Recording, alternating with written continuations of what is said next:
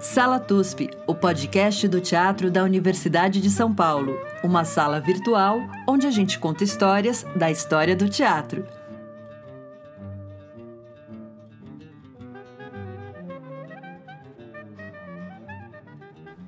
Bom, então, olá novamente, ouvintes do Sala TUSP, nossa sala virtual onde a gente conta histórias das teatralidades brasileiras, como vocês sabem.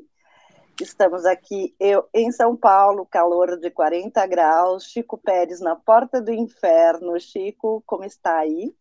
Veja bem, Maria, como está aqui, não é bem uma boa palavra, como é aqui, né? Porque Bauru é 40 graus e aí agora à tarde deu uma chuvinha, então nós estamos numa sauna a vapor, cozinhando lentamente. E hoje nós não estamos com inveja da localidade com qual nós estamos conectados. Nós estamos conectados ao Rio de Janeiro, que sempre é o nosso rei do calor. Estamos conectados com o Jardim Botânico, aos pés do Cristo, com a querida historiadora Tânia Brandão. Tudo bom? Tudo bom, boa tarde para vocês, boa tarde para todos, para todas. Um prazer estar aqui, sou muito fã do TUSP e, apesar de carioca, eu sou fã de São Paulo. Sou meio traidora, carioca traidora, mas eu adoro São Paulo. O bom é que São Paulo é uma cidade que os paulistas podem falar mal, o que não acontece nas outras cidades. Se você é carioca, você não pode falar mal do Rio. Se você é da Bahia, Salvador, Recife, não pode falar mal. Mas São Paulo a gente se acostumou que a gente fala mal é um amor bandido. A gente fala mal, mas a gente ama. Então é mais assim. Bom, eu estou com saudades do Rio, mas eu vou te apresentar. Como nós apresentamos aqui uma base de currículo, porque nós estamos dentro da universidade, então fazemos valer o esforço dos pesquisadores, que são bravos lutadores nesse nosso infeliz país no momento. Bom, a Tânia Brandão, ela é bacharel em História pela Universidade Federal do Rio de Janeiro, e licenciada também. Fez doutorado em História Social pela Universidade Federal do Rio de Janeiro, e livre docência em direção teatral pela Unirio. O trabalho de doutorado da Tânia é sobre a Maria Della Costa, que é um pouco sobre o que nós vamos conversar hoje. Ela tem um livro publicado muito legal, que chama Uma Empresa e Seus Segredos. A Companhia Maria Della Costa. Está publicada pela Perspectiva, muito bacana esse trabalho. E aí a Tânia também é professora de Teoria e História do Teatro, ela coordenou o GT da Abrace, né, que é a Associação da Pós-Graduação em Artes Cênicas, né, brasileira, o Grupo do Teatro Brasileiro, até 2010. Integrou o júri do Prêmio Shell de Teatro de 2005 a 2010, Prêmio PTR em 2006, Sesgrans Rio, Fórum Mensal de Crítica de Teatro do Globo, e também é crítica, já publicou em vários jornais, aqui especialmente mencionei o Globo. E é isso, estamos muito felizes de poder conversar contigo, e especialmente por algumas características do tema, a começar por essa presença de uma empresa, os segredos da empresa teatral, por conta de a gente ter trabalhado um pouco aqui nos nossos podcasts, períodos anteriores, anterior a uma profissionalização, acho que do teatro em si, ou do trabalho das companhias que eram coordenadas por grandes divas e que dirigiam também, e um pouco posteriormente, na década de 60, mas esse período essencial do teatro a gente tratou pouco, que é o início do teatro moderno brasileiro, que foi encabeçado por companhias como a Companhia Maria Della Costa, mais anteriormente pela Companhia dos Comediantes, com o clássico Vestido de Noiva, que é considerado um marco aí do teatro moderno, com direção do Zambinski. Eu acho que a primeira pergunta que eu podia te fazer, Tânia, é um pouco assim desse período, assim, a Maria Della Costa e o Sandro Polônio fizeram parte dos Comediantes, mas eles não estavam nessa montagem do Vestido de Noiva, ou estavam? Não, depois até tem remontagem do Vestido de Noiva, que a Maria Della Costa trabalha. O Sandro Polônio, ele vai se aproximar bastante do Ziembinski, que vai ser o primeiro diretor, né? Quer dizer, não posso falar primeiro diretor, porque eu sou mulher, sou feminista, e, na verdade, a primeira diretora da companhia é a Itália Fausta, né? Enfim, Sim. Que é uma coisa importante de falarmos aqui. Eu estou escrevendo um livro que está atrasadíssimo sobre a Itália Fausta. Ai, que maravilha! E é uma figura realmente pela qual eu tenho fascínio, né? E ela estava antes, né? A Maria della Costa está antes dos comediantes, né? E o Sandro Polônio, ele é paulista, mas ele fica órfão, então ele é sobrinho da Itália Fausta, e aí a Itália Fausta não tinha filhos. Eu acho que formalmente ela, pelo que eu apurei até agora, ela nunca se casou, porque ela tinha um caso, tinha ai, quais os nomes em português, né? Ela tinha um amor, um amor muito forte, que foi o amor da vida dela e que foi quem organizou a companhia dela, né? E aí ela não teve filhos. Era o Gomes Cardinho. O Gomes Cardinho era casado. E a Itália Fausta tinha uma relação afetiva com ele. Por isso que eu estou em dificuldade de encontrar qual é o nome, né? É um nome respeitoso, mas que faça jus, né, a uma história de amor dos dois, né? Enfim, eu não sei muito definir. E assim, o Sandro, ele foi muito apaixonado pelo Jouvet, né? Ele ficava entrando escondido nos ensaios do Jouvet, no Municipal. Ele tem um fascínio pela luz e muito da relação dele com Ziembinski tem a ver, quando a gente fala da linguagem teatral, tem a ver com a questão da luz, porque o Ziembinski tinha não se sabe até hoje ainda se é algo tão avançado ou não. Na verdade, o nosso palco era muito rudimentar, né? As soluções técnicas existentes no teatro brasileiro eram muito simples, né? Com ribalta, com luz aberta e com uma luz, digamos, temática. É manhã, é tarde, é noite, né? Sim. E o Ziembinski traz a questão da ênfase poética, do pino, né, do foco.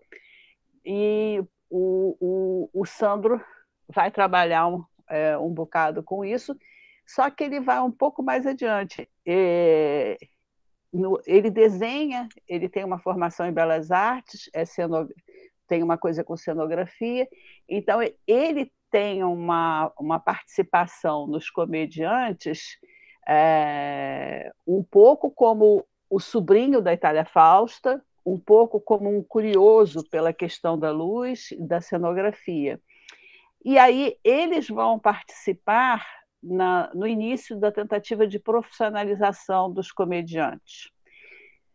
Gente, é um assunto de uma extensão enorme, né? Eu combato o mito comediante, apesar de eu ser carioca, né? Eu não acho, por exemplo, que 43 vestido de noiva é o divisor de águas e é o início do teatro moderno. Bacana. Eu não acho isso. Eu tendo a concordar. Eu estava usando uma nomenclatura meio generalizada aqui para nos localizar. O Comediantes, assim, de saída, ele é um grupo amador. Ele é um grupo que não é um grupo profissional. E quando ele surge, a gente precisa muito conversar sobre como se escreve história, uma coisa que eu estou trabalhando muito atualmente, insistindo muito. Acabei de organizar um colóquio Teatro e Sociedade, foi muito bom, foi muito produtivo, discutindo as questões de historiografia, de como escrever história. No caso dos comediantes, no caso do TBC e boa parte da história do moderno, A primeira história foi escrita como história depoimental, como integrantes, como pessoas ligadas ao movimento moderno, né? Ligadas aos acontecimentos, que escreveram sobre os acontecimentos. Então, claro que são pessoas gigantescas, de uma envergadura intelectual, inclusive, algo sensacional, mas não são exatamente historiadores, não tem uma discussão historiográfica, ainda que estivessem escrevendo história do teatro. Então, o Gustavo Doria, que é o primeiro livro de teatro moderno, ele integrou os comediantes. A primeira versão a respeito dos comediantes, a primeira interpretação, é dada pelo Gustavo Doria. Luísa Barreto Leite, jornalista, atriz, é atriz dos comediantes. Também uma das primeiras versões da história dos comediantes é construída por ela. Sobre o TBC, Décio de Almeida Prado é um crítico de uma dimensão raríssima, né? Ele é um grande intelectual brasileiro, mas ele militou diretamente na construção do TBC, né? Então, tem algumas discussões que precisam ser consideradas, né? E tem um eixo comediantes TBC, que eu comento um pouco no livro da Maria de la Costa, né? Que o próprio TBC, ou os historiadores do TBC, tendem a aclamar os comediantes como a raiz do moderno. Por quê, né? Eu fiquei muito curiosa há pouco tempo, quando eu estava lendo sobre o Oduvaldo Viana, o pai, né? E encontrei encenações que ele dirigiu e que tinham os mesmos elementos, um pouco, assim, não sei dizer, porque não me aprofundei, mas a sensação que eu tive foi que não era exatamente a total inovação, como aparece no registro que a gente acaba tendo desses historiadores.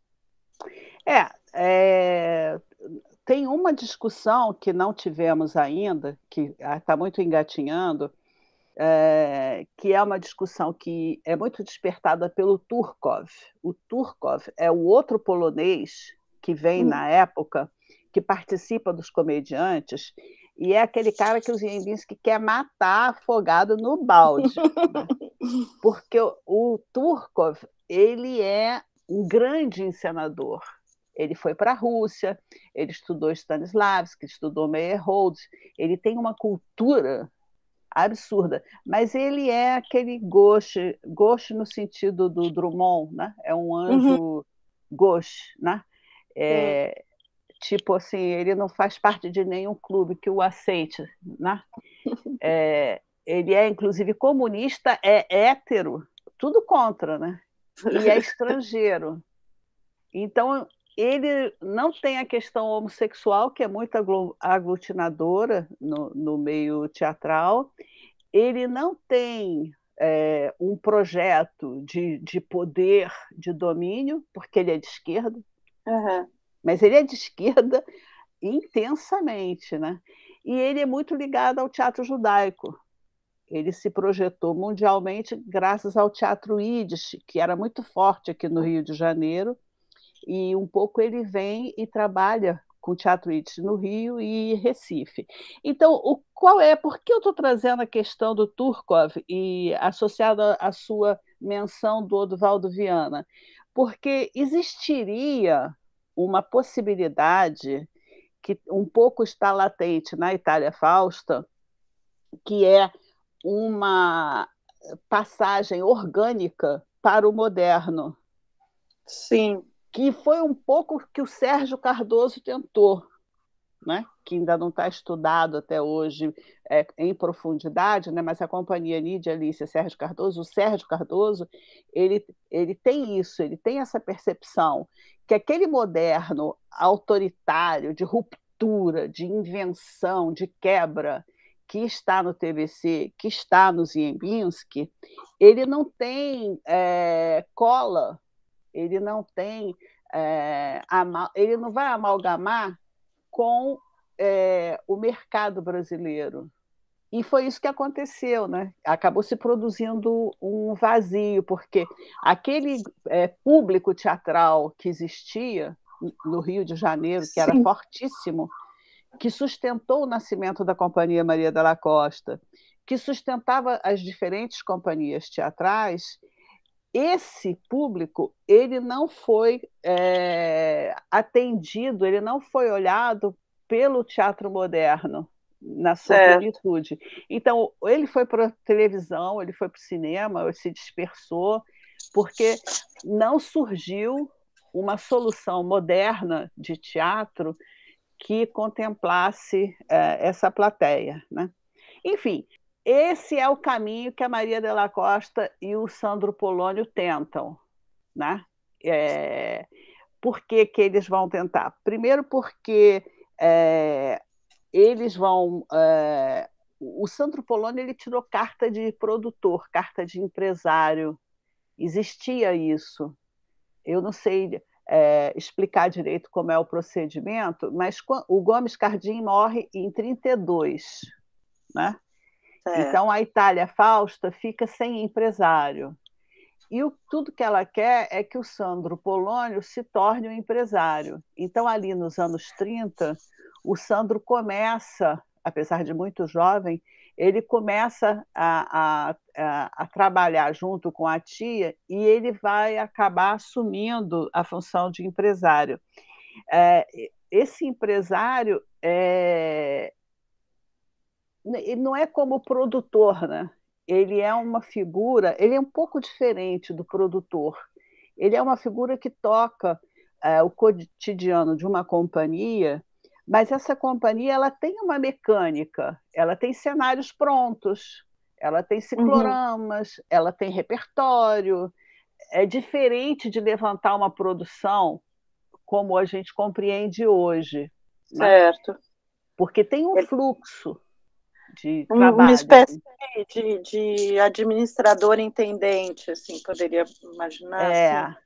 Assim. Eu fico muito curiosa, porque essa questão da profissionalização no teatro, ela vai surgir nos momentos de ruptura muito fortemente, e inclusive na negação dela posterior, na década de 60, quando se aventa a possibilidade de, não, agora não seremos mais profissionais. Na contramão de uma luta que vinha, enfim, de muito tempo de como conseguir que o teatro tivesse um respeito profissional e um estatuto profissional. Você consegue nos dar assim, uma palhinha do que poderia entender um empresário naquela época, assim, coordenando essas companhias? O reconhecimento, a regulamentação da profissão demorou muito, só veio nos anos 70, né? Então, tem uma luta pelo reconhecimento profissional que vem desde o século XIX. O teatro acontece numa precariedade social um pouco curiosa, porque é frequente que os primeiros atores, dependendo do gênero em que eles se especializam, é frequente que eles façam fortunas e fiquem ricos, né? Figuras como Leopoldo Frois, ele já era rico de família, era totalmente perdulário, gastava dinheiro, vivia uma vida de luxo, e ele ganhou muito dinheiro com o teatro. Agora, os característicos, os atores que fazem a composição do elenco e que fazem a base ali da montagem, estão no limite da fome. Sim. Esses têm uma situação, né? Eu brincava muito com os meus alunos que falava que o problema da classe teatral brasileira, o grande problema é a síndrome Marília Pêra. Sim. Porque eu fui entrevistar uma vez a Marília Pêra e ela virou para mim ela é uma grande... Eu sou fã, nem acho que ela morreu, sou fã da Marília. E ela virou para mim com uma candura que eu fiquei estarrecida e me disse: o meu grande medo é que eu morra no retiro dos artistas. E eu fiquei olhando para Marília Pêra falando, cara, não tem o menor risco de você morrer no retiro dos artistas. mesmo que você acenda charuto com nota de $100 todo dia, né? Porque ela se tornou uma grande estrela, mesmo foi roubada por empresário, mesmo assim, né? Ela chegou. Mas o que acontece com a Marília? Ela é filha de característicos, né? Ela teve uma infância difícil. Você vê as primeiras fotos da Marília Pêra, criança, né? Começando no teatro, você vê que ela vem de uma família com pouquíssimos recursos e que vivem num ritual de humildade, morando no morro, no pé do morro, favela praticamente, né? Catumbi, que é muito penoso. E que isso é o cotidiano da grande maioria da classe teatral, né? Então, tem uma luta muito grande, alguns se comovem profundamente. O Leopoldo Frois começou a ver a miséria de grandes atores e se comoveu absurdamente e liderou o movimento para a criação do Retiro dos Artistas, da Casa dos Artistas, que está lá até hoje. E quem vai para o Retiro, em geral, são os característicos, não são os primeiros atores. Sim. De uma forma geral, os primeiros atores, salvo raras exceções, eles conseguem um patrimônio que faz com que eles não precisem morrer no Retiro dos Artistas. Por isso que eu brinco que é síndrome Marília Pêra, que ela é perigosa porque ela leva a classe teatral a ter uma avareza, né? A ter uma ambição, né? Que torna muito difícil a mecânica do capitalismo, a mecânica econômica. É que eu acho que é muito contraditório para as pessoas, ainda mais as pessoas interessadas num teatro de renovação, ou contestador, ou enfim, fica um dilema muito grande entre, sim, é necessário o mínimo de profissionalismo, e aí o entendimento empresarial ele é necessário, mas uma negação do mercado. Então fica esse dilema que é essa briga a ponto da gente esquecer pessoas importantes como a Dulcina, que batalhou por isso muito tempo, né? Exatamente. Não, e aí o que você vai ter? Você vai ter toda uma guerra nos anos 20 para o reconhecimento da profissão. E aí você vai ter uma das grandes alianças importantes para se estudar o teatro brasileiro no século XX, que é o deputado Getúlio Dornelles Vargas, né? A aliança entre o deputado e a classe teatral, porque ele vai ser o relator, em 1927, da Lei da Regulamentação Profissional. Isso criou uma aproximação muito grande entre o Getúlio e a classe. Aí, quando a gente fala dos comediantes, né? Onde é que está o link aí, né? O Getúlio chega ao poder, o Jaime Costa entrava direto no gabinete. Procópio Ferreira, a própria Dulcina, eles tinham um link direto com o presidente. O presidente gostava de teatro, né? Tinha uma razoável cultura, considerando a classe política brasileira, que, em boa parte, é composta por pessoas que não se preocupam com a questão cultural, né? E aí vai ter um casamento entre a questão do teatro, especialmente do teatro moderno, e o projeto de poder do Getúlio Vargas. Porque o poder do Getúlio Vargas é fortalecimento do poderio industrial. Que indústria que tem, né? Mas é o fortalecimento do exército, que estava afastado, fez a República e estava afastado do poder, né? Então tem o tenentismo, coluna prestes, tem toda uma pressão dos militares para que estejam no poder. Getúlio Vargas é militar e traz os militares para o poder. E qual é a sintonia entre teatro e os militares nesse momento e Getúlio Vargas? É o fortalecimento da vida urbana. Quem é o maior inimigo do Getúlio Vargas? O grande poder rural, que é o problemão, né? Os nossos plantadores hoje de soja, etc. Não mudou tanto, né? Não mudou tanto. Mas o Getúlio Vargas está se contrapondo a eles. Ele não tem aliança com o poderio rural, né? pelo menos até uma boa parte do governo dele. Depois tem algumas discussões, mas, de certa forma, ele não tem essa aliança. E aí ele quer apostar na modernização do país. Uma das questões da modernização é a transformação da cultura. Sim. Sair da cultura de cunho caipira, rural, e ingressar nas referências da modernidade, que é o ministro Capanema, que são os grandes poetas no ministério. Está Mário de Andrade, está Carlos Drummond de Andrade, vários intelectuais. Tudo bem, o Graciliano Ramos está na cadeia, mas vários intelectuais estão no poder, na administração da cultura, e vai, então, surgir um pensamento de colaborar para mudar o teatro, porque o próprio teatro do Odovaldo Viana, apesar de referenciais técnicos, cinematográficos, de uma dramaturgia que tem cortes, rupturas, esse teatro ainda acontece como o teatro do grande ator, do primeiro ator, né? Do ponto, né? Das marcações. A marcação em cena ainda é a marcação convencional. A estrutura da companhia ainda é daquelas especializações dramáticas, né? Sim. E isso é uma linguagem do século XIX, que a gente poderia vincular a uma visão rural do mundo, né? É uma visão ultrapassada, né?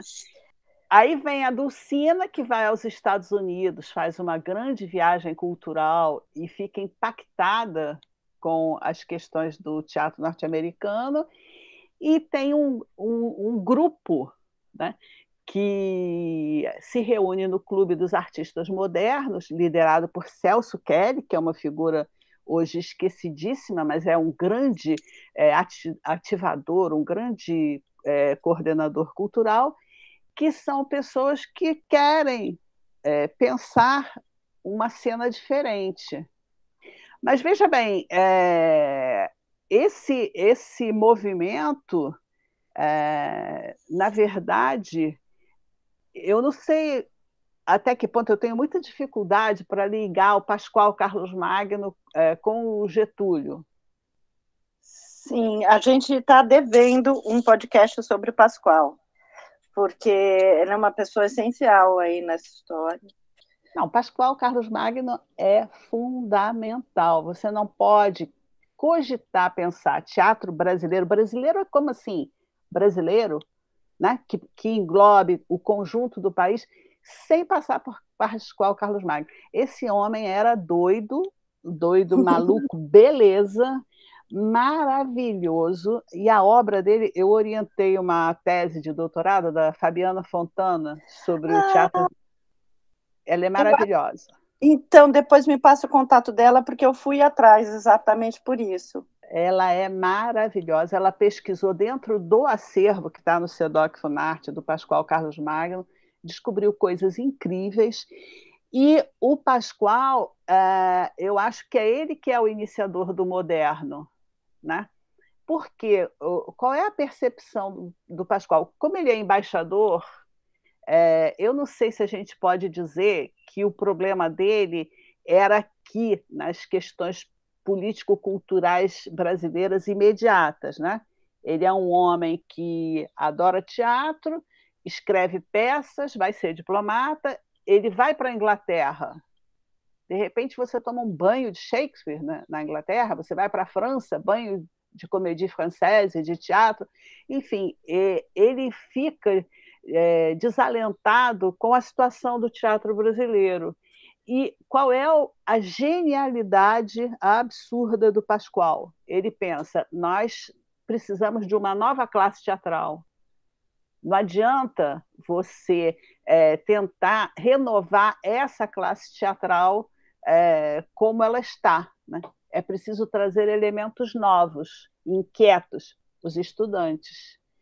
Então, ele faz o Teatro do Estudante do Brasil, em que os atores são recrutados numa classe média que tem mais ambição cultural, tem mais ambição intelectual e que vai ter um peso, vai ter uma força muito grande na mudança da cena brasileira. Sérgio Cardoso é teatro do estudante, Sérgio Brito é teatro do estudante, a Fernanda Montenegro um pouco namorou o Fernando Torres, que é teatro do estudante.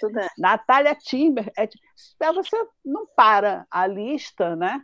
Na dimensão que ele alcançou. E você vai pegar lá do interior da floresta amazônica até o Rio Grande do Sul, você pega a correspondência do Pascoal Carlos Magno e você vê que ele está conversando com amadores, com estudantes, com gente que quer fazer teatro do Brasil inteiro. Então, isso é uma questão, né?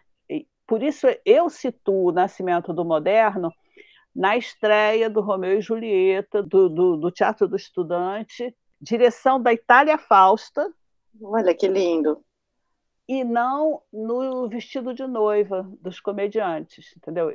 Eu acho que 1938 é mais decisivo para o início de um processo de proposição do moderno. Mas eu acho que você só tem o advento do moderno em 1948, que é o início, onde eu coloco o início da Companhia Maria Della Costa. Eu sei que é altamente polêmico, foi eu que inventei, né? Se você falar 1948 começa a Companhia Maria Della Costa, eu posso aqui explicar tudo o que eu acho para ser 1948, mas eu sei que é uma data polêmica. Aliás, quando eu inventei isso, tudo que eu queria era uma bela discussão, uma bela polêmica. E, veja bem, eu estou botando antes do TBC, né? Porque Sim. O TBC inaugura o prédio em 48, mas a companhia só começa em 49.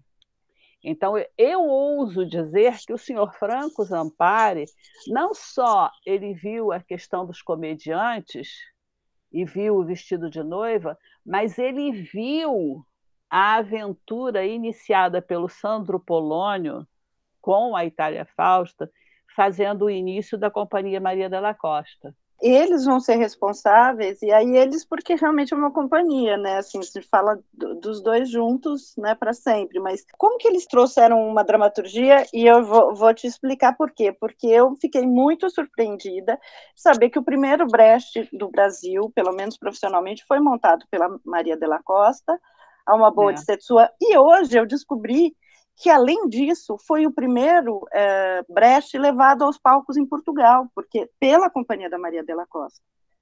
Em 58, 2 anos depois da morte do Brecht. Como que ele tinha essa antena? Como que eles faziam essa garimpagem dessa dramaturgia? Olha, são duas questões. Primeiro, o ponto de partida tem a força da Itália Fausta, né? A Itália Sim. Fausta é uma pessoa admirável, inclusive intelectualmente, culturalmente. Mas ela morre em 51, né? Então ela morre muito no início da história da companhia, né? Só que ela tem um peso que é aprender a conversar, aprender a ouvir, aprender a falar, né? E isso eu acho que o Sandro, apesar de que ele tivesse uma natureza um pouco... eu o conheci, eu fiz a última entrevista dele, fui eu que fiz, em 95. Ele tinha um jeito meio estúpido de ser, digamos, né? Para ficar na poesia, né? Ele tinha um jeito assim, meio brabo, meio tal, né? Mas ele ouvia. E se você olhar nos programas da companhia, você vai ver que tem um comitê cultural, que tem conselheiros culturais. E o que acontece? A paixão absoluta do Sandro, a primeira era a Maria, mas tudo bem, a paixão absoluta dele é o teatro. Uhum. Ele tem... foi comovente ouvir o Sandro falando sobre o teatro. Como ele amava o teatro. Ele já estava aposentado, parado, já estava bem doente, né? Ele morreu em dezembro de 95. E a emoção que ele irradiava falando do teatro, do palco, como é que era montar uma peça, como é que era fazer uma luz, era uma coisa assim, muito, muito forte, né? E ele queria fazer isso, ele queria fazer teatro. Então, o que ele percebeu? Ele percebeu que ele precisava ter um pé no ar e um pé na terra, né?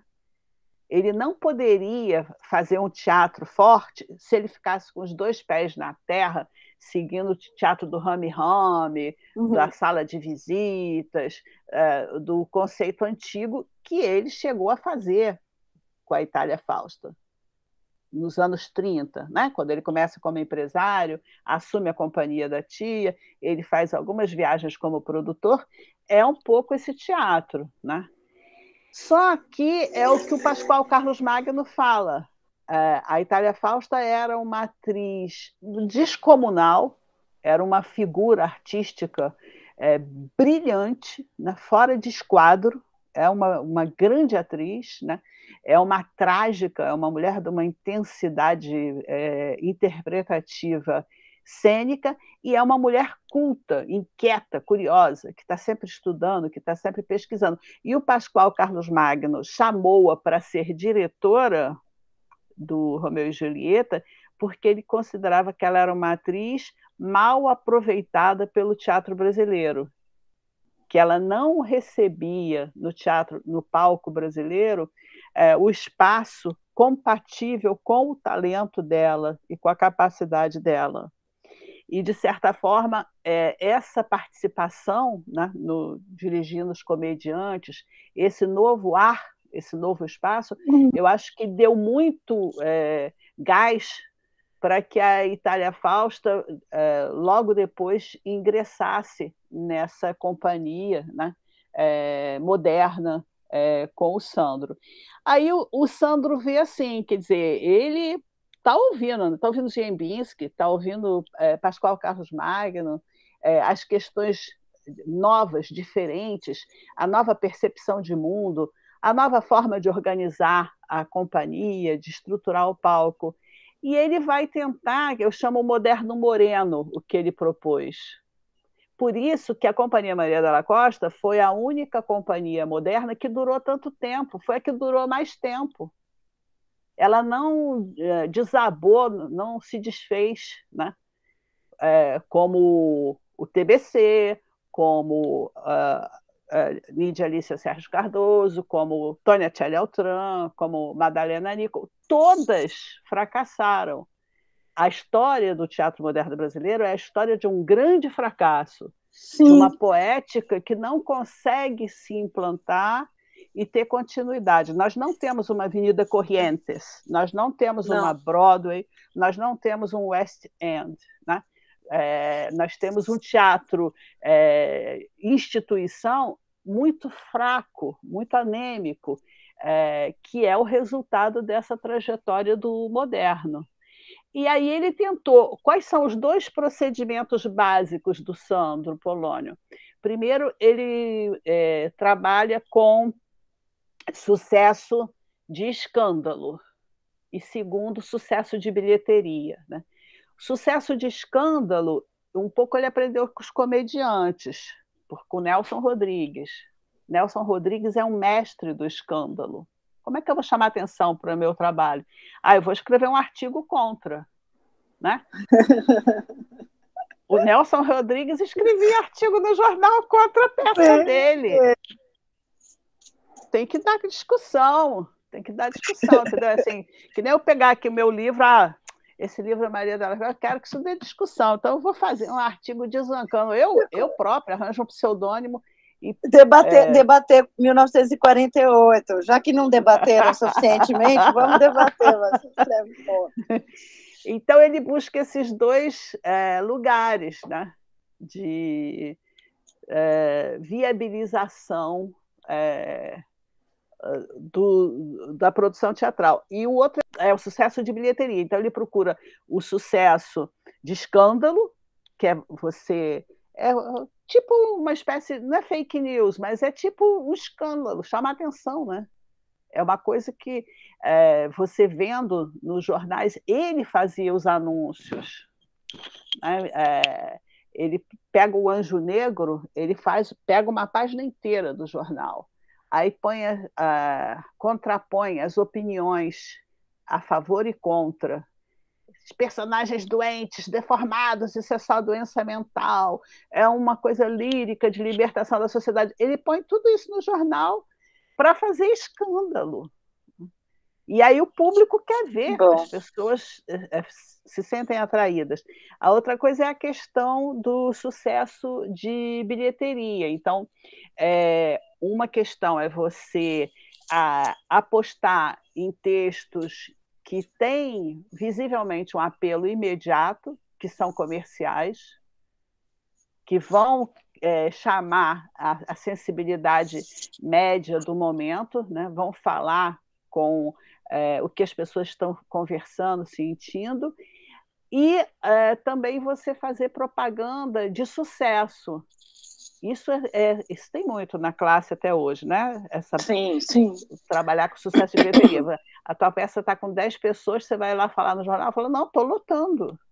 Nossa, voltaram 10 pessoas. Na verdade, só tinham 10, né? Aí você fala, não, o teatro está lotado. Tá sim, reserva, porque eu acho que não vai ter, né? Tem que reservar. Não vai ter ingresso. Liga, compra antes com antecedência, porque se deixar para comprar na hora, dançou. Né? Aí o sujeito vai lá e fala, pô, não tem ninguém aqui. Eu adoro essa ideia de fazer uma polêmica para que a peça caia no gosto popular, porque é a mesma estratégia que os anúncios de circo faziam, né? É o show mais hediondo, mais horroroso. Se você não tem coragem, se você não tem sangue frio, não venha ver esse show. E aí lota de pessoas, porque elas falam, não, queremos ver o que é tão hediondo. É a tática do circo, é incrível. É exatamente isso, exatamente isso. Então, eu acho assim que o Sandro, ele usou o que as companhias antigas usavam, que é uma tática que a Itália Fausta, Jaime Costa, Procópio, que eles usavam nas velhas companhias, que é você ter um sucesso comercial, ter peças comerciais que são certas que deve dar dinheiro, e aí peças mais ousadas, peças com mais inquietude, com mais densidade intelectual, para trabalhar ao lado da figura intelectual da companhia, né? De você ter peças que elevam o nível da discussão. Então, desde o primeiro momento, desde 48, desde a estreia, você pode perceber a construção dessas linhas na política empresarial do Sandro. Por isso é que acaba sendo normal, né? Quer dizer, normal nada, é esquisito pra caramba. A Companhia Maria da Costa monta Alma Boa de Sedução. E montou bem. Nossa, curiosíssima de ver. Eu vi as fotos, mas fiquei muito curiosa de assistir, obviamente. Muito curiosa. Montou muito bem. A montagem é muito interessante, porque o diretor é o Flamínio Bolini Serri, que acho que é dos mais esquerdizantes dos italianos, que muita gente diz, isso é uma discussão infindável, mas muita gente diz que é o maior dos diretores italianos que veio, maior do que o Gianni Ratto. Desculpa aí, Gianni. Gianni. Né? Porque tem o partido do Gianni. O Gianni é tão bom em tudo que não tem importância. E ele daria risada também. Okay. Sem dúvida. Mas o Bolini voltou para a Itália e foi para a televisão, por isso ele acabou. Olha, porque a gente não é um nome que me figura familiar, assim. Não, acabou. Agora ele montou Ralé no TBC. Ele é o diretor de Ralé, né? Que foi um problema. E ele tem toda uma forma nova de ensaiar, de trabalhar com os atores, que deixou o elenco do TBC nervoso, né? Desestabilizou aquelas rotinas, aquelas certezas que o Cherry trazia, né? Referências do Ziembinski, com quem já tinha trabalhado com o Ziembinski, ele sacode tudo isso, né? E ele dá muita autonomia ao ator, no sentido do ator construir uma poética dentro, né, da proposta, mas construir uma poética na sua grandeza, no seu fluxo de expressão, né? A gente tem, num primeiro momento, a outra questão é trabalhar com diretor estrangeiro. O Teatro Maria de la Costa começa, na minha opinião, com o Anjo Negro, 48, direção do Ziembinski, né? O Teatro Maria de la Costa foi a última tentativa no Rio de Janeiro de transformar em teatro profissional o que estava sendo trabalhado pelos comediantes. Então, você tem os comediantes amador, você tem os 5 comediantes, faliu, a tentativa profissional, os comediantes associados, faliu, e aí você vai ter a montagem do Anjo Negro. Como é que nasce a montagem do Anjo Negro? Não nasce como um projeto de companhia, não é isso, não. Na verdade, é uma história um pouco complicada, né? Que eu acho que ela vai dar nascimento à companhia, mas ela não começou assim. Na verdade, é o Nelson Rodrigues que quer montar o Anjo Negro e que consegue dinheiro do irmão dele, e aí consegue teatro, que é o Teatro Fênix. O Teatro Fênix estava ligado àquele Laje, que era casado com a Bibi Ferreira. O Laje do Parque Laje é irmão do marido do Henrique Laje, que é irmão casado com a Besançone Laje, que fez aqui o Parque Laje, essa coisa monumental. Ou seja, sim, além de prefeito, é um povo que tem dinheiro pra caramba, né? E aí o Teatro Fênix é arrendado pelo Mário Rodrigues, acho que estava na mão da Bibi com o Laje, aí passa para eles, e o arrendatário é uma figura meio sinistra, é um tubarão de teatro, o dono, né? o sujeito que tem o controle do teatro. Enfim, aí a peça foi proibida, o que foi ótimo, né? E eles vão tentar liberar a peça, segundo a Maria Della Costa, o Sandro mandou tirar uma cópia do texto sem as rubricas, porque as rubricas do Nelson Rodrigues são muito pesadas, né? São muito violentas. Então, só o diálogo. E aí ele foi ao ministro da Justiça e aí se conseguiu a liberação do texto. Então, é uma montagem que tem muita ingerência do Nelson Rodrigues, mas acaba escapando um pouco do poder do Nelson Rodrigues, porque ele teria escrito para o Abdias do Nascimento. O Teatro Experimental do Negro tinha muita proximidade com os comediantes. Participa, inclusive, de uma montagem que precisa muito ser estudada, que é uma montagem que irritou profundamente o Ziembinski, que é Terras do Sem Fim, sim, do Jorge Andrade, que é direção do Turkov, e que é uma montagem que é complicada, porque ia estrear no Municipal, e assim, acho que 2 dias da estreia, o Ziembinski conseguiu que o Municipal fosse retirado, e a montagem teve que ir para o Ginástico. E o Ginástico é um palco bem menor, né? Sim. Então, tem um problema grande aí, né?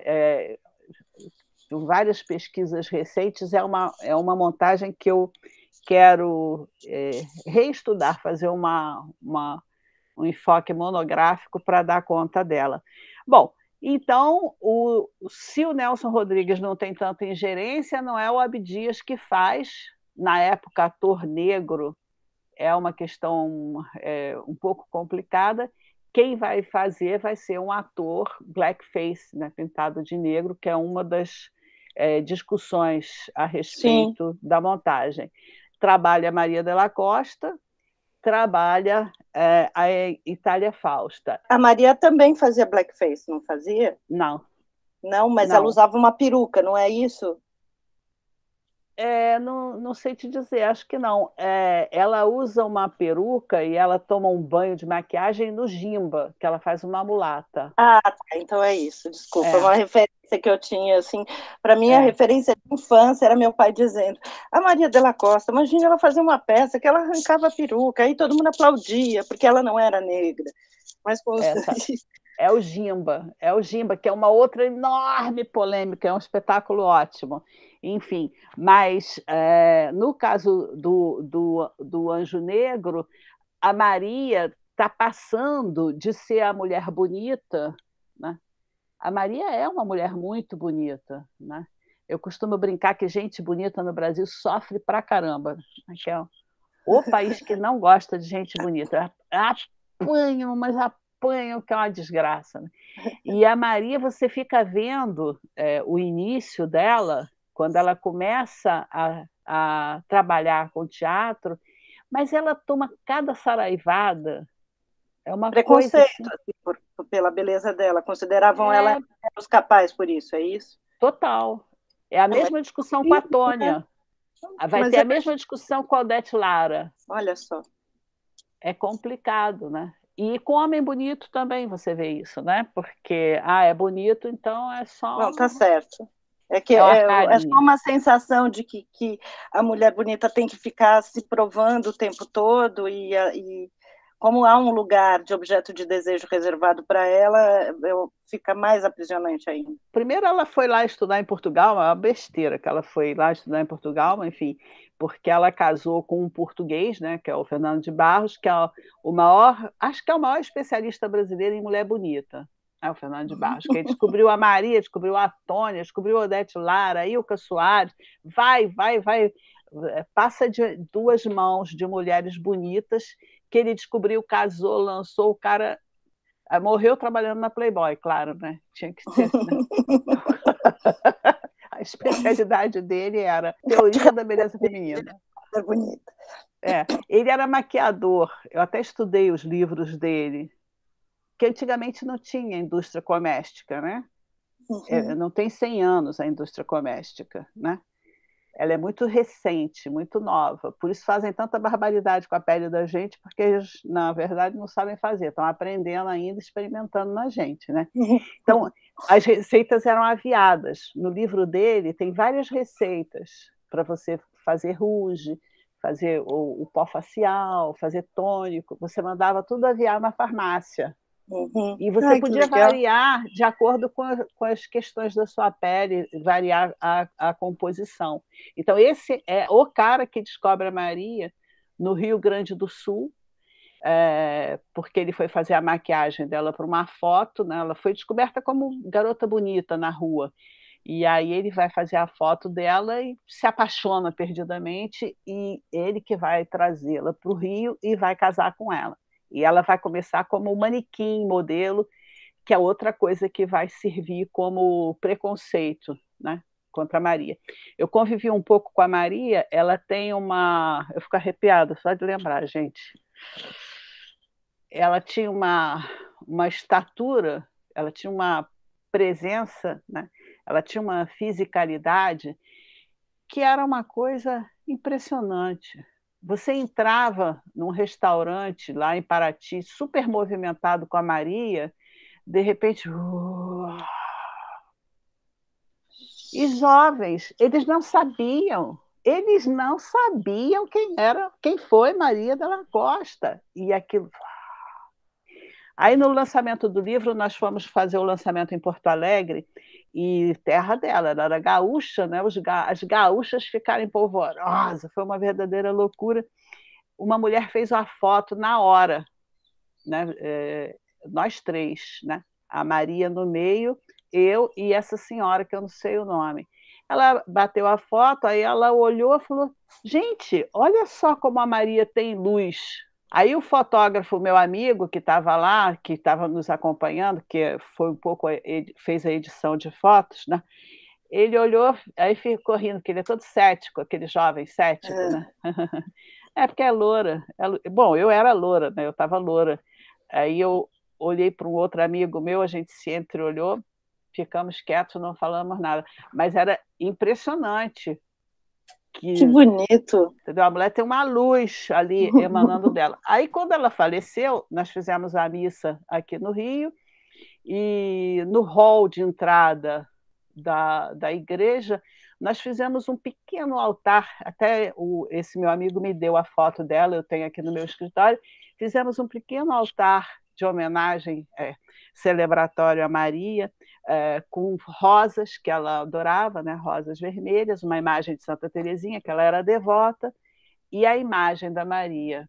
Esse menino, esse fotógrafo, que fazia a foto desse altar para a gente guardar. Aí fez pá, clicou. Eu vi ele parado, olhando, com a cara de cão sem mãe, olhando. Eu falei, Anderson, o que foi? O que aconteceu? O que está acontecendo? Eu não estou acreditando. O que você não está acreditando, Anderson? Qual é o problema? Tânia, olha essa foto. Todas as fotos que ele bateu, do teto, não tem lâmpada, não tem foco. Tinha um raio de luz em cima da foto da Maria. Nossa, agora eu que fiquei arrepiada. Ai. Eu quero dizer, a Maria, e a gente tem que reconhecer isso, tem que dar espaço para isso, para reconhecer o artista, entendeu?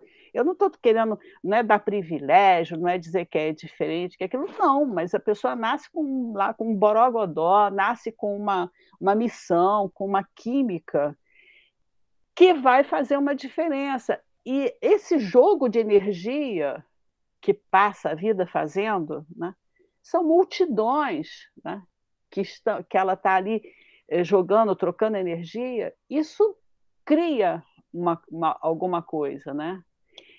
E é interessante você notar como a Maria, como ela é construída, quer dizer, como ela vem de ser uma mulher muito bonita, mas muito bonita, né? De ter um porte, ela tem uma estatura, ela tem uma altura, ela tem... Tudo bem, ela fez aula de modelo, mas ela é uma escultura, ela tem uma estética viva, muito forte, né? Como é que ela vai se tornando um mito, se torna um grande mito teatral brasileiro, e eu acho que o ponto mais elevado dessa consagração é a montagem de Depois da Queda, que ela faz em 64, né?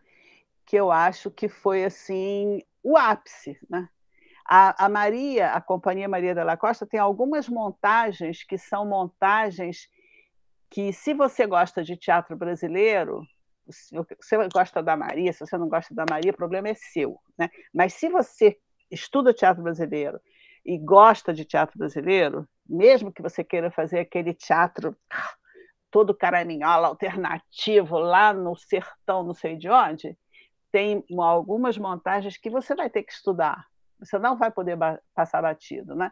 Primeiro tem a questão do Anjo Negro, que é o ponto de partida, ainda que tenha várias polêmicas estéticas ao redor do Anjo Negro, mas é uma montagem histórica decisiva, né? Agora, o primeiro espetáculo obrigatório, revolucionário, é o Canto da Cotovia. Sim. 54, inauguração do Teatro Maria da Costa, direção do Gianni Ratto. Sim. Esse espetáculo é assim, se eu fosse paulista, eu todo dia de manhã eu ia rezar graças a esse espetáculo, entendeu? Mas não pode ser do carioca. Mas eu sou e faço. Mas eu acho que, sabe, não se tem o reconhecimento, especialmente em São Paulo, não se tem o reconhecimento necessário, merecido desse espetáculo. Esse espetáculo é notável. É uma direção do Gianni Ratto, que, tudo bem, ele já tinha trabalhado o texto na Europa, tá bom, tudo bem, mas é uma direção, é uma coisa assim, para fazer o quarto centenário, né, de São Paulo. Né? Sim. E é um marco para o Gianni também, né? É um marco de tudo. É decisivo. Depois disso, a gente tem a Moratória, que é essa questão que você estava comentando do Sandro, né? Da inteligência dessa companhia, né? Porque tem uma discussão com relação ao Sandro, à companhia, de não montar texto brasileiro. Não é bem verdade, né? Não é bem isso. Né? Tem toda essa questão da dessincronia entre a dramaturgia brasileira consagrada e a questão estética do moderno. Tem essa questão. Agora, a Companhia Maria de la Costa simplesmente lançou o maior... Não, são dois ou é um? Né? O maior autor teatral brasileiro, são dois ou um? Né? Como é que a gente trata? Vamos. Jorge Andrade. Jorge É Andrade. verdade.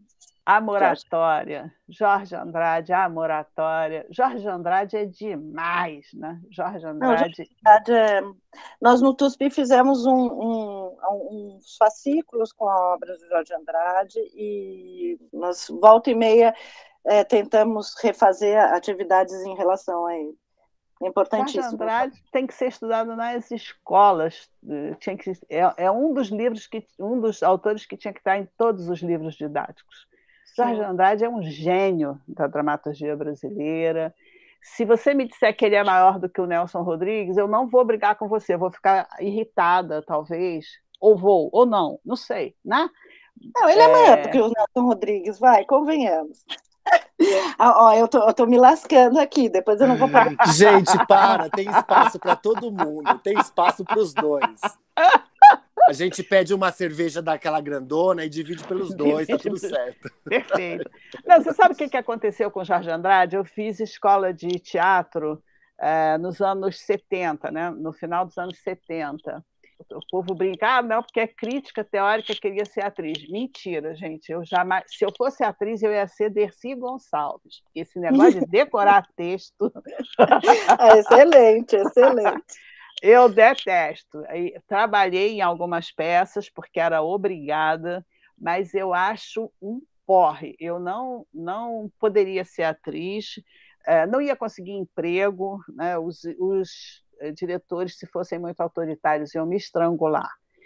Mas eu trabalhei em algumas peças. Numa peça que eu ia trabalhar era Jorge Andrade, só que não foi possível montar, porque o Jorge pedia de avaloar uma quantia astronômica. Quer dizer, o Jorge um pouco se destruiu, né? Tem um pouco esse problema. Enquanto que o Nelson era... Eu trabalhei no Anjo Negro, fiz Anjo Negro na escola de teatro, né? Porque naquela época o Nelson Rodrigues ele agradecia de joelhos se você montasse, porque ele era maldito total, ele era totalmente amaldiçoado, e a esquerda considerava o Nelson Rodrigues a pior visão do inferno. Abjeção. Então, ele conseguia brigar com a terceira via, Nelson Rodrigues, ele conseguia brigar com os dois lados. E não era montado. A invenção do Nelson Rodrigues é algo posterior, né? Começa nos anos 80. Nos anos 70, o Nelson Rodrigues é maldito de verdade. Né? Então, a Moratória tem uma grandeza não só por isso, mas também porque é direção de Jeane Rato, uma direção brilhante também, e a estrela não é a Maria. A Maria de la Costa abriu mão de trabalhar na peça da companhia dela, e a estrela é Fernanda Montenegro. Então, a Maria de la Costa lançou a Fernanda Montenegro, que já vinha numa carreira muito forte, mas esse é o papel em que a Fernanda acontece, e a Maria simplesmente abriu mão, né? Isso é uma outra questão a respeito da grandeza da Maria de la Costa, dos nomes que ela lançou, né? Das pessoas que ela projetou, que é uma lista enorme.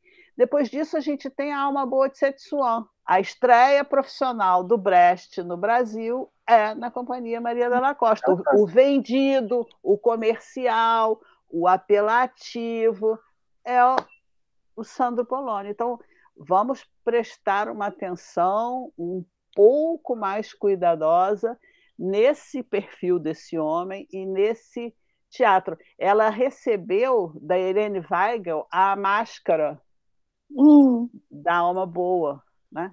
Estava no acervo dela, né?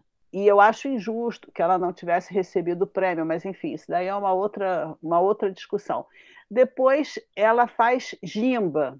Gimba assinala um ponto que eu considero como o início do ponto de dissolução do moderno. Né? Nesse momento, né, em 58, veja bem, eu sou contra você dizer porque veio a ditadura, acabou com o teatro. Gente, desculpa, vamos respeitar o teatro. Né? A temporalidade, a tessitura do teatro, por mais que ele aconteça exposto aos reveses sociais e políticos, mas a tessitura dele se dá enquanto uma prática artística que tem a sua dinâmica. Uhum. Então, não são fatores externos da ordem política que vão gerar a ruptura, a crise. Isso é uma forma de você não explicar nada. Né? O primeiro ano da campanha Vá ao Teatro, com as combis na rua vendendo ingresso, é 1961. Teve uma semana em São Paulo, em 1961, que não tinha nenhuma peça em cartaz. Olha só. Então, tem uma crise acontecendo na estrutura da linguagem, no processo de comunicação com a sociedade, na estrutura do mercado, que tem uma dinâmica interna, que tem um processo interno de movimentação. Não é porque chegou a ditadura, o Castelo Branco até ia ao teatro. Ney Braga não era coronel? Vai explicar o Teatro do Paraná sem o Ney Braga? Não é assim, isso é um pensamento mecânico de um esquerdismo muito elementar. A gente tem que analisar as forças de produção dentro da dinâmica das forças de produção, entendeu? Então, o que você tem em 59? Você tem Gimba, Presidente dos Valentes, é um texto do Guarnieri.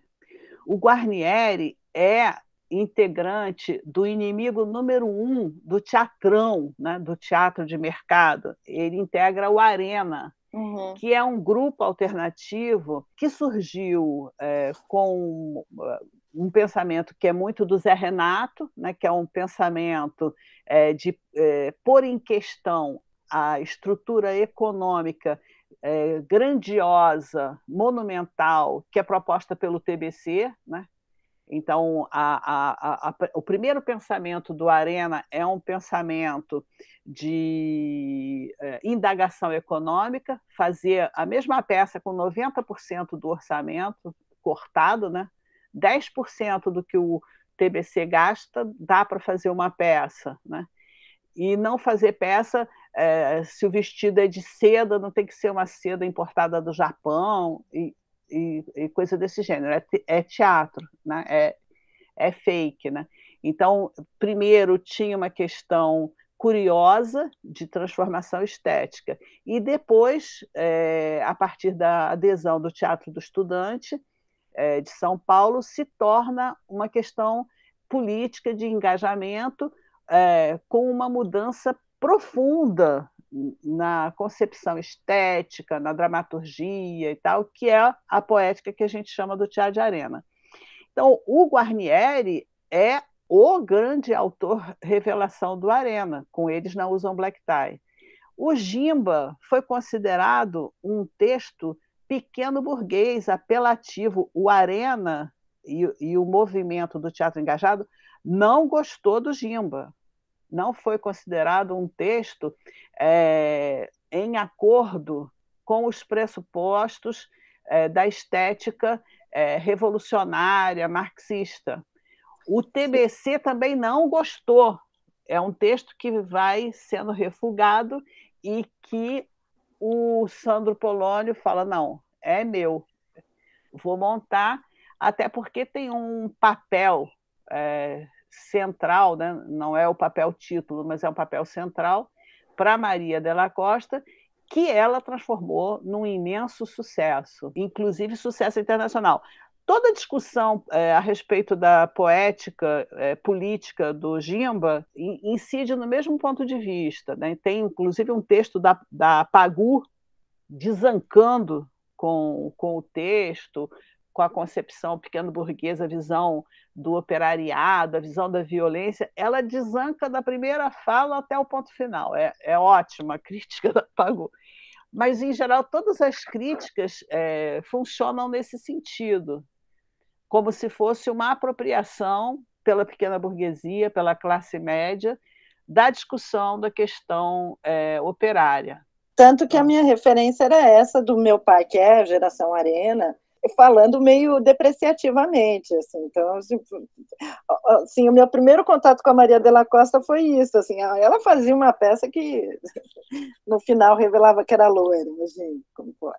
Ela adorava fazer isso, ela adorava ficar sendo maquiada da cabeça aos pés, né? Era a Paiô, que era a grande financiadora, colaboradora, né?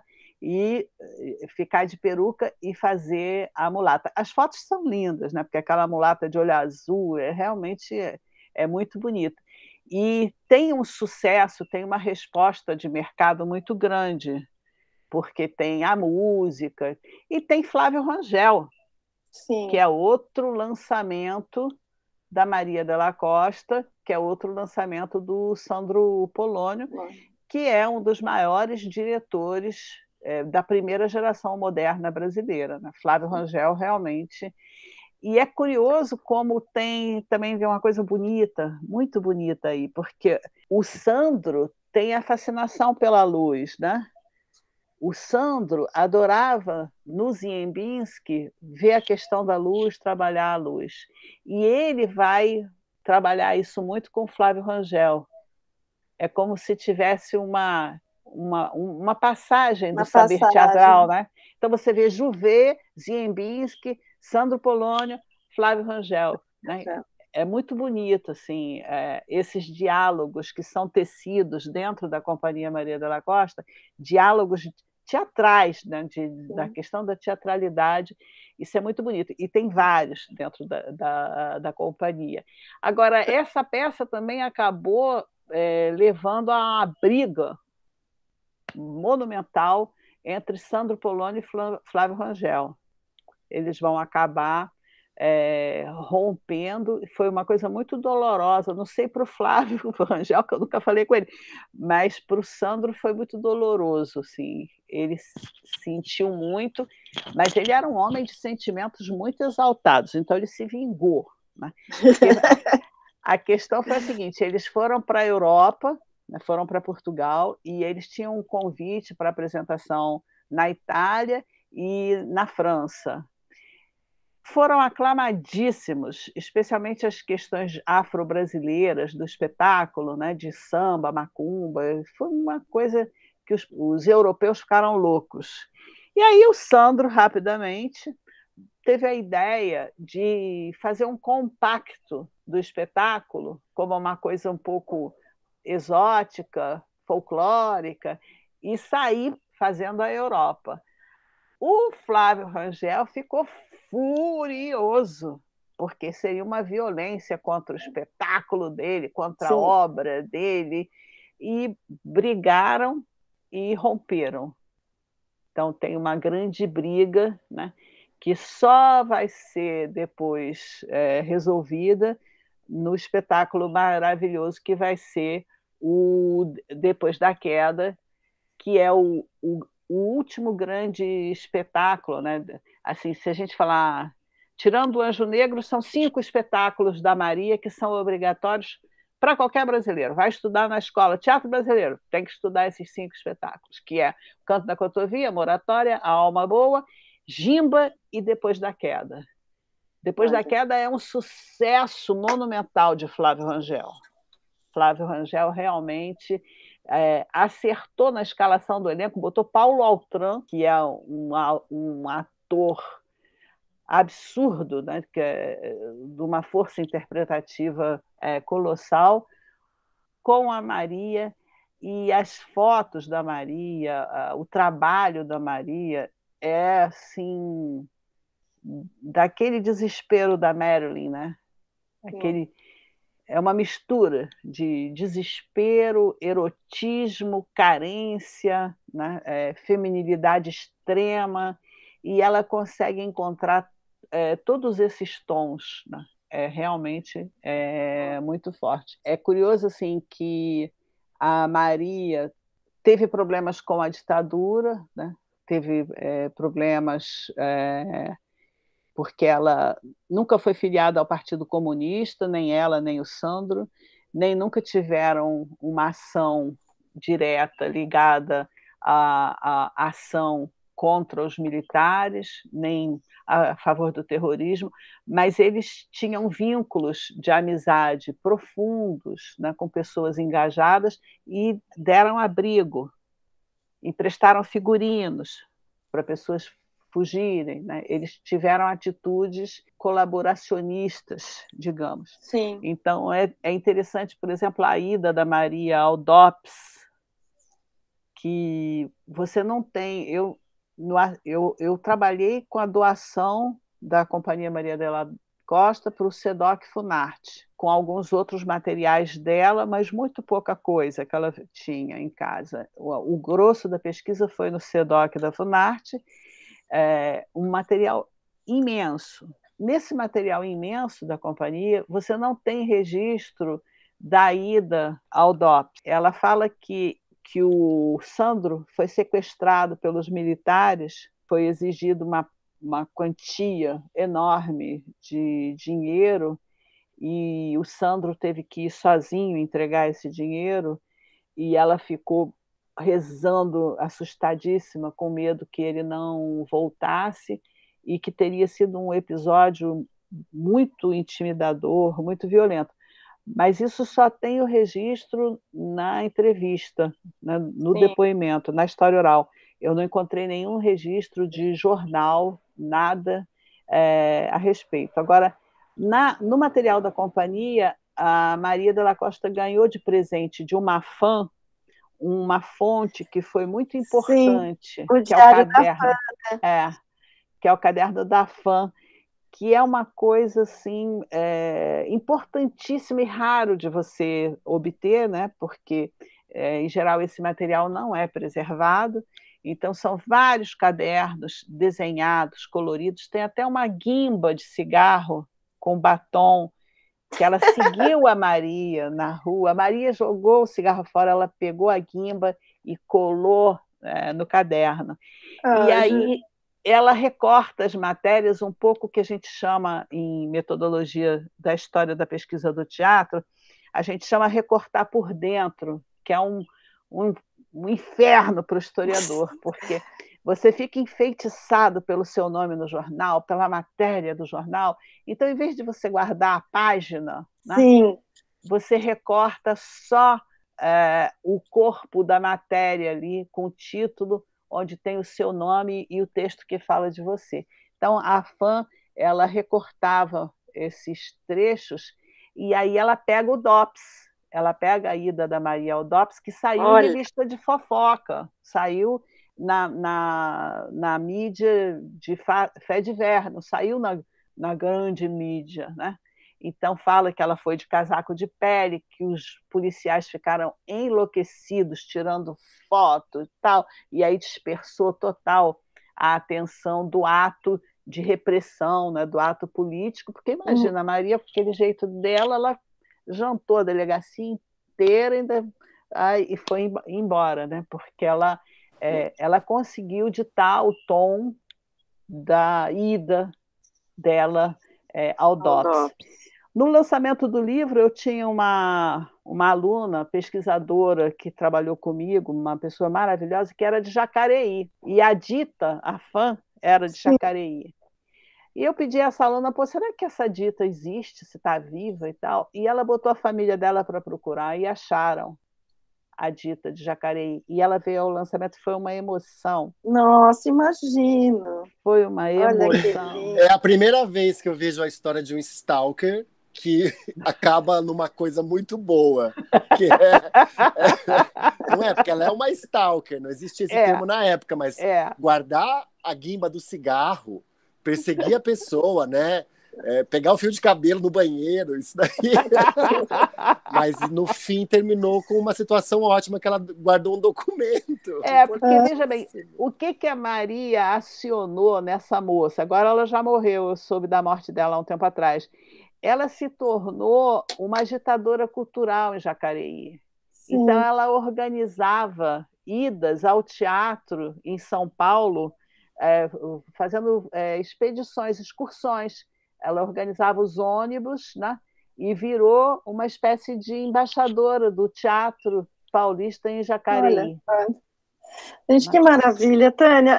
Nossa, são muitos assuntos e muito, muito importantes, além de deliciosos, né? Porque tem toda essa questão da historiografia que você traz muito, muito bem, assim, né? De como a gente, que é uma discussão importante, e essa pessoa incrível. E eu não conseguia parar de pensar, bom, então, se ela era luz e o Sandro Polônio era apaixonado por iluminação, né? Ficou essa imagem para mim. Quando você contou essa história, eu lembro de um documentário que eu assisti sobre a Mary Morrow, que é a Norma Jean, é o nome dela original. E aí o rapaz falava a mesma coisa que você falou da Maria de la Costa para ela, que ela entrava num lugar como Norma Jean, e ela virou para outra e falou, quer ver uma coisa? E aí ela acendeu alguma situação nela que as pessoas começaram a olhar para ela. E aí a mulher falou, neste momento ela virou a Mary Morrow, ela já não era mais a Norma Jean. Então, quando você conta a história da Maria de la Costa como uma pessoa de luz, não é algo de outro mundo, a gente vê isso mesmo acontecer, né? É impressionante, é impressionante. É um poder do artista, né? Que o artista precisa exercitar, precisa ter, exatamente para ele liderar a sensibilidade coletiva, né? O magnetismo, né? Magnetismo. Magnetismo. Maravilhoso, porque, assim, eu acho, sim, que a gente é muito preconceituoso com diversas coisas, e aí eu acho que a história do teatro perde muito com isso. Então, muito importante seu trabalho de fazer aqui, esclarecer a importância, não só desse magnetismo, mas a importância como uma atuadora, né, na cultura. Também queria salientar uma coisa muito importante nesse podcast, que ao invés de você se focar numa pessoa só, que é a Maria de la Costa, você fez uma digressão lá atrás com a Itália Fausta, aí veio passando pelos comediantes TBC, caiu nos italianos, nos diretores italianos, para depois cair na Maria de la Costa. Então, a gente faz um desenho dela não como uma pessoa, mas como parte de um contexto maior, que é a própria história do teatro brasileiro, né? Moderno. Achei incrível isso. Muito bom, Tânia. Super, super obrigada. Ai, que bom. Adorei estar com vocês. Muito agradável. Estamos felizes. Muito bons. E agradecemos aos macacos que não entraram. Sim. Não, estou aqui olhando. Bom, aí o Chico deixa isso só para fazer suspense. Sim, os macacos invasores.